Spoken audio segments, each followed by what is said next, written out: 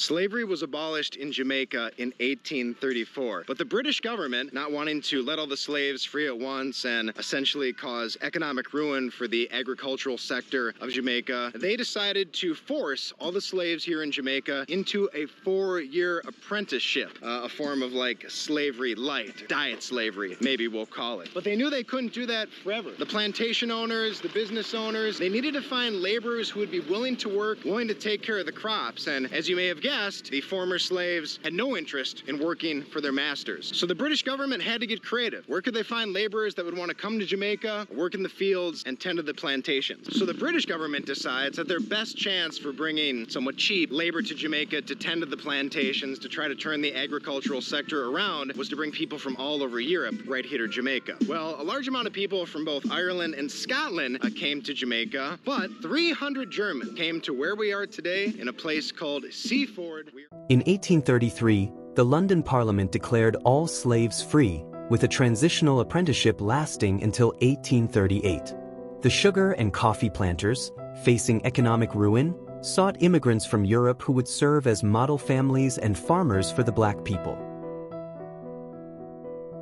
Between 1834 and 1842, over 4,800 immigrants from Europe were brought to Jamaica by agents who received bounties from the Jamaican Parliament. Mechanics, craftsmen, and farm workers for the plantations were in demand. The bounty attracted the German doctor Wilhelm Lemonius to recruit immigrants in Germany for Jamaica.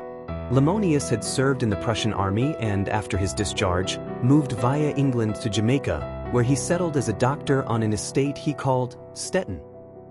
The German immigrants left Bremen or Bremerhaven in 4 groups. 165 came in 13 families on the Anna and landed in Kingston in May 1834.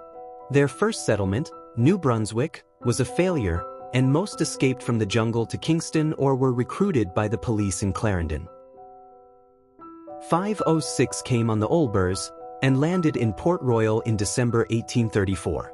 A number of them settled in Ballantoy near Alva, St. Anne's. 532 arrived on the Olbers and landed in Rio Bueno, Trelawney, on December 10, 1835. 251 of them founded the settlement of Seaford-Town in Westmoreland, which still exists today. Of these 251, 34 died within the first 2 years. 108 left again, mostly to the USA, and 119 remained in the settlement. By December 1840, 21% of the 251 settlers had already perished from climate and disease. 131, 52%, had left, and only 67, 27%, remained in Seaford-Town.